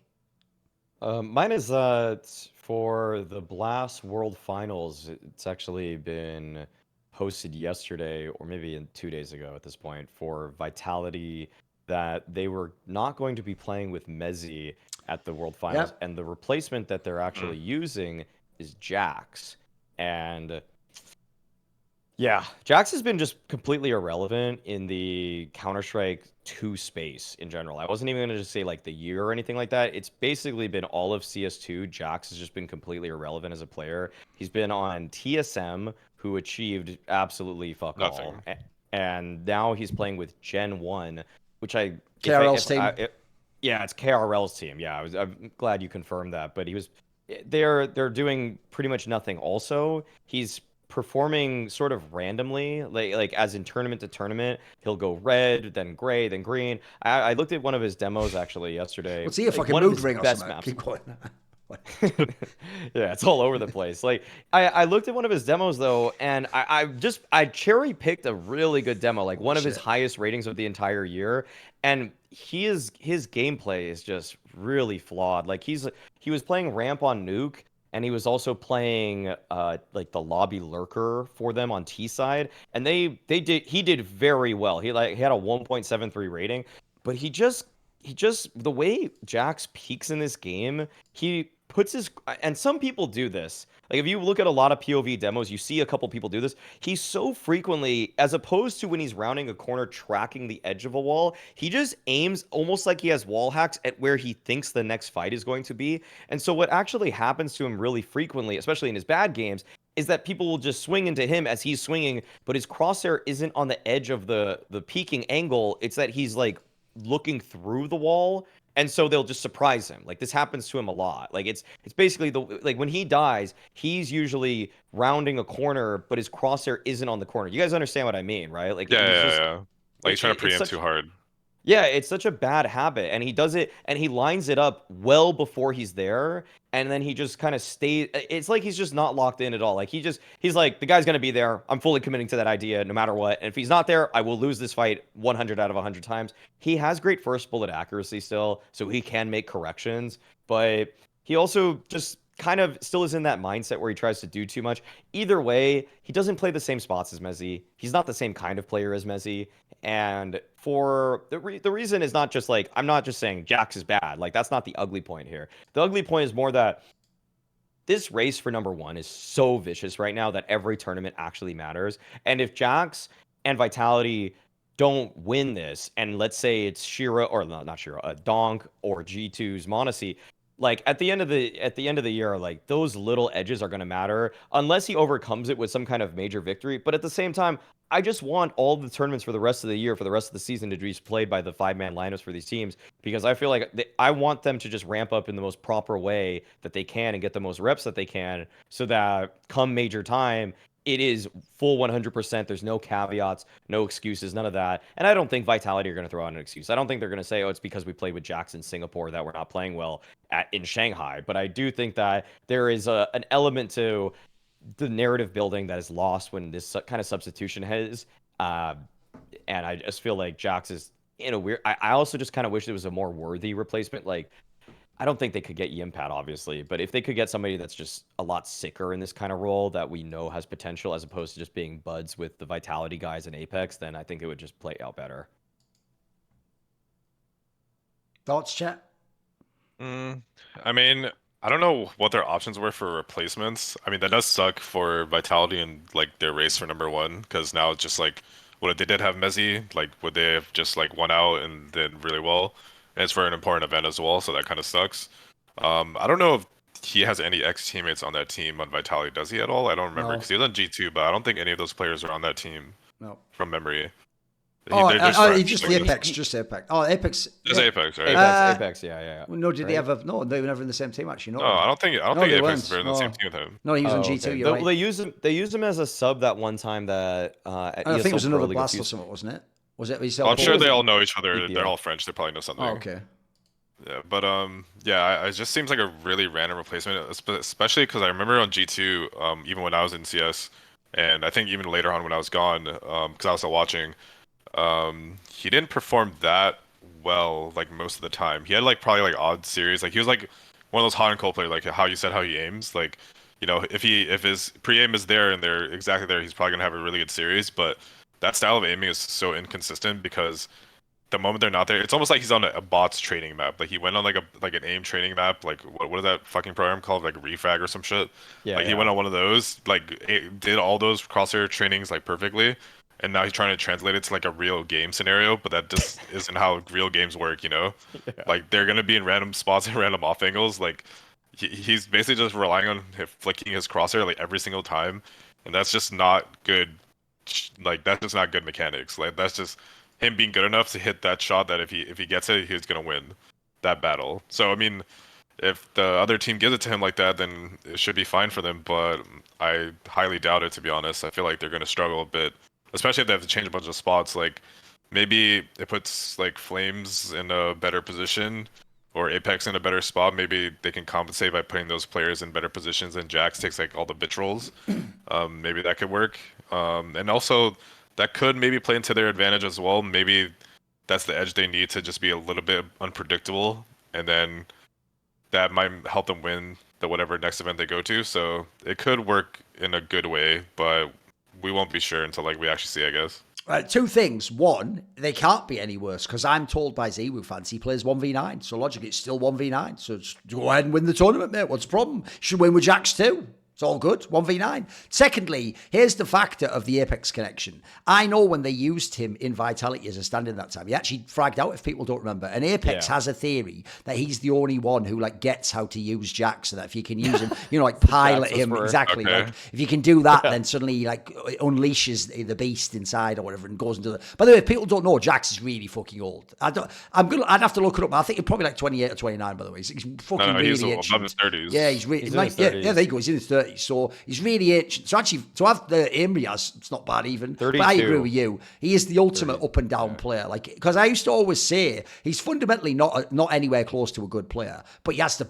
most bonkers highlights of a bad player I've ever seen. He has ones where he looks like he's fucking Mal. Do you know what I mean? Like just crazy headshots all over the place. So, but whatever. So to me, I assume you just use him with Apex. He's just some sort of entry player at this point. I think this sucks because for all the hate, by the way, mezii is the number one. I mean, apparently they claim within the team as well, but outside the team, the number one player people bag on in Vitality is mezii, right? Because he isn't the guy shooting everyone with the crosshair. He is the fucking workhorse of that team. If you don't know, he's like a Phil. He'll do any role you tell him in the game. In past teams, he's done roles that weren't even his main role. Like this is the guy he'll entry a bit for you. He'll be supportive. He'll play the shit role for you. Just does anything you want for it. So to me, when you have all those skilled players, because you have three really skilled players, in my opinion, you need pieces like that sacrifice. You need someone like that who's on the same page as the IGL and the coach and just does what you need to round out the game or to make up for factors. So I think actually they'll obviously be where. Yeah, I think it just sucks. And also it sucks because if people don't know, Blast World Finals is like $500,000 first place. Like, as you say, if they win that one, you'd be mega hyped for the major. Like, maybe fucking Vitality's going to win it. And then finally, at the end, they're going to nick Team of the Year. Holy shit. Like, that would be plausible. But also, by the way, even though I understand a lot of them have been, like, people's family members died. That's actually happened a few times. Holy fuck, Blast can't catch a break with the World Finals. We already call it a banana cup. Teams just keep going without their real lineup, for fuck's sake, guys. Like, it's a giant prize money tournament, but for some reason, it just never has all the best teams in good form. Have you noticed? Yeah, that's another thing about it. Like, I mean, obviously, again, disclaimer, I do get hired by Blast for different things, but like, it's just like, This felt like a weird year where it was like, okay, this is shaping up incredibly well. We're getting Navi, Spirit, Vitality, all in very strong form. Yeah. Again, like I'm talking about how competitive the top six is, and you got all those teams here. And then suddenly the team that might even be the favorite, based off of how Rio breaks down, is gonna now have to play with a stand-in, and it's like, come on, like I was also like. You want to see Spirit have to be tested against this. Like, imagine Spirit wins in the semifinals versus this Vitality. You're just gonna be like, did they really win this event? Did this one really matter? Are they as good? Like, I hate leaving loose ends on these kinds of questions. I'd rather just I mean, in an ideal world, every team plays with 100% every single tournament, no matter what, and then you get to see their true form. But that's not the case with Vitality at this one. Right, the last point of the show will be my ugly point, and I've saved it till now. I was waiting, preying on their downfall. Not really, actually, like some of the players, but I knew it was coming. It's just one of the teams I've picked against. I'm not one of the people who thinks that like Liquid's going to win all big tournaments and shit. Like, the ugly point is Team Liquid cannot get over the hump. Right, remember, guys, they won against Na'Vi in that Blast Groups. Awesome. Blast Groups isn't a tournament. After that, you have to go wait until the real Blast one. That's like the least pressure ones. Every other time they played Na'Vi, they could have won, by the way. In all these series, every single time they can win, but they just don't. They just don't. Then they play against FaZe. You know how many times they've been in the series against FaZe? They don't win the series. The problem they have is this. Aside from when they beat Spirit, I guess, at Blast, who's got their own issues, if they play the top teams, the teams you actually have to play to either get into a playoffs or to go deep in a play, they can't beat them. I don't know what it is, because look, actually, before these last few tournaments, Ultimate was popping off. That was looking good. Everyone else looked like they were kind of fitting their roles. Things are coming together. The map pool's even pretty good. By the way, if people haven't noticed, it might not last a long time. Right now, they are absolutely one of the best teams in the world on Anubis. They are really fucking good on that map. Then they have a bunch of the Fragger maps they can play. They've got clutch players in the team. Look, IGL angle, I guess you can say that's an issue, right? Let's see long-term. Twist is clearly a very good player. Is he a good IGL? I don't know yet. I'd have to see some more. At the moment, they have a lot of skilled players. I hate, like I said about the mouse thing, I hate the whole, like, we're almost, it has to happen eventually. You have to actually get over the line and win the game eventually. By the way, if almost counts and losing 11-13 counts, I've got some bad news for you guys. Falcons was actually low-key a pretty good team. Do you know how many fucking times they were 11-13 in 3 maps against team? But they never fucking won. So the point is, I love the hype, the potential. It's a bit like Ultimate himself. He had those pop-offs early on. Now he's had some bad times. Eventually, you have to actually do it, though. Like, remember, we were talking in the first points about how, like, it's not the hardest top X in the world. Bro, this is exactly when you could nick a tournament. You could sneak through and grab one of these motherfuckers if, like, so Ultimate pops off and then you have a Twist performance. Naf's really close. Like, the players that... So I think right now is a really worrying sign, because I always think as well, the honeymoon doesn't last forever. Like, after a certain point in time, like, you're just not... It's like, think about... Didn't we all do this with Team Liquid, guys? No, Astralis, sorry. When Astralis made that switch to device IGL in, they kept making playoffs in all the first runs, and everyone was like, hey, you know what? Maybe there's something... And then they never went further. That was the ceiling. And if anything, it just went down after that. So what I'm concerned about is, like, where's the wins? Where's the wins I'm supposed to really care about? Where's the playoff wins, by the way? Where are the playoff wins? So thoughts, guys? I mean, I'm pretty close with like some of the Liquid players. Like Naf is like someone I've known for a long time, so I'll try to be as least biased as possible. But when I do watch them, I am kind of upset with their map pool. I feel like it's not very great right now. Like they have the 2 maps, like Anubis and Ancient, which teams might end up banning one of them in the veto because they have to ban Vertigo every time. They just never play it. So off the rip, they probably lose a map that they're favored on. So they probably get like one good map they get to play, which they even lost in Rio, by the way, which I think it was Ancient versus Navi or something. And then they simply cannot win on Dust 2. They are probably the worst team I've seen on Dust 2 in a long time. I think they have, what, like a 5-loss streak, 4-loss streak on that map, if you can correct me. I just don't think they have the map pool right now to win. They're not good on the staple maps, like the Mirages, the Infernos, the Dust 2s. Like those maps, they have not shown to be very that's literally it. Look, even though these are big names, they lost in a row to Vitality, Spirit, Na'Vi, and FaZe on Dust 2. But as you said, they're the teams you need to beat, and you're just going to lose that automatically. And by the way, they're not even getting 10 rounds; they're getting clapped. Yeah. So like, if you can't win on like the staple maps, like you're not even being competitive on them, then that's like a big like worrying sign. Like that's why they're not winning playoffs. Yeah. Like the only time they're winning those maps are probably versus like some shit teams, or like versus like Complexity or like fucking like Ents or some shit like that. It's probably the only times they're winning like these maps. But when they get to the good teams with actual structure, they're probably just struggling a lot. Like the other teams just know how to punish. They have better setups. They know how to take map control better. Like they're not getting free fights. Like these other teams are giving them free ass fights, and since they're good players, they can capitalize like pretty well. You know, like they can like they shoot, they know how to shoot, they have star players. But the moment like they're playing against people with the same amount of skill power, like the same firepower, like they're gonna struggle. Like FaZe has the same amount of skill, maybe even more than them right now. You know, but they have the better caller, they have the better like everything they have structure wise is just better.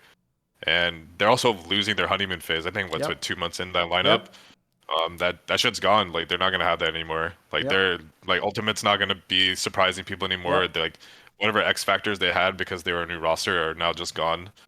You know, they've lost all their like their triumph cards. Like there's nothing left for them. Now they just have to be a good team. They have to have better structure. And I don't know if they have the capabilities of doing that right now. I would just simplify it. I mean, I think that I mean, I've been decently close with Yakindar also, but like this guy is just like he's just the worst entry fragger right now in tier 1, like outright. He's just the worst. He's like every single tournament, he's like either the worst rated player of the entire tournament, or he's like. And when you look at how bad some of their T sides have been, I don't even necessarily think that always the starters are that bad. Like the way that they want to open up the round with like the nades they're throwing or anything like that. It's that Yakindar's opening dual win rate, for example, at Rio was like 30% on T side, and he's taking over 40% of their openers. That's not just because like they're throwing. Those are Russell Westbrook numbers, usage and 3-point percentage, whatever. Exactly. It's pretty good. Yeah, no, it's pretty good analogy. It's just terrible now. It's gotten to a point where it's like I thought. I mean, dude, I kind of hinted at this, and people laughed it off, like, oh, he's still not that good. Yakindar was trending in the right direction when SnapTap was actually available, and now that it's gone again, he's just horrible again. I'm not even kidding. It's just like that actually saved him in a weird way for a brief period of time. He could have had a sponsorship. It could have been like Popeye with his spinach. He puts on SnapTap, and all of a sudden, now he can go in. Now he's shit without it. Now he's like fucking in the UFC when they actually like banned like the TRT steroids magically. Some people just got like half as good. And like, oh, that's weird. He's just not. They're not that knockout power anymore. Like I haven't done an in-depth analysis on their team because I just haven't had the time to do it. But and why the fuck would like, you? It's Team Liquid, but yeah, that's true. Like I'm not getting paid by them anyways. Exactly. But, like, yeah, I know. Yeah, Just watch the good teams. Let's say, yeah, like if you were to look at it, surely like something is wrong with their structure. Like they're still a newish team.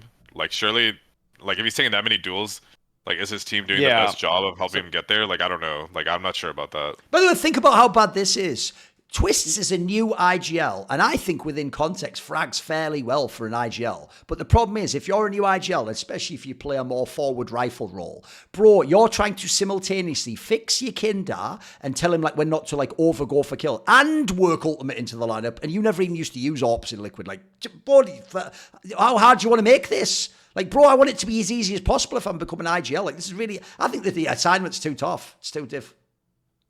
Yeah, this probably just it's too overwhelming of a project. Like he probably needs either just like there has to be more staff or they're more like experience on the team, or maybe NAF has to be more vocal about like stuff that they need, or maybe they should just like op a little less, like maybe go to a structure that Twist is more comfortable with. Like they need to figure something out because maybe they just don't have a good identity as a team, and like he is also getting team flashed as fuck, or he's like they're getting TK'd. Like I saw like some really weird plays by like JACKZ, like just killing fucking Yakindar like off the rip sometimes, stuff like that, which is definitely by accident, but like that just shows like they're a little bit like fumbling on their like trade route. Like their entry routes are probably not that great, their entry support's probably not that great. Like that's probably like a bit of the game they either just didn't look into enough, or like they just haven't like even bothered to touch. By the way, I also just love the actual... This is why, if I was on the desk, I'd kill this narrative. The narrative is fucking genius. It's like something out of a kung fu movie. Because you have the whole thing where, like, Carrigan is like, Twist, you were my prized student, but I am still the master. It catches, like, his fist midair. Bro, yeah, you know what? Twist learned how to IGL from Carrigan, but the master is still playing, bro. He gets you every single time. Every single time. It's every single time, bro. It's too good. It's beautiful. It's like an anime fucking narrative, innit? It's brilliant.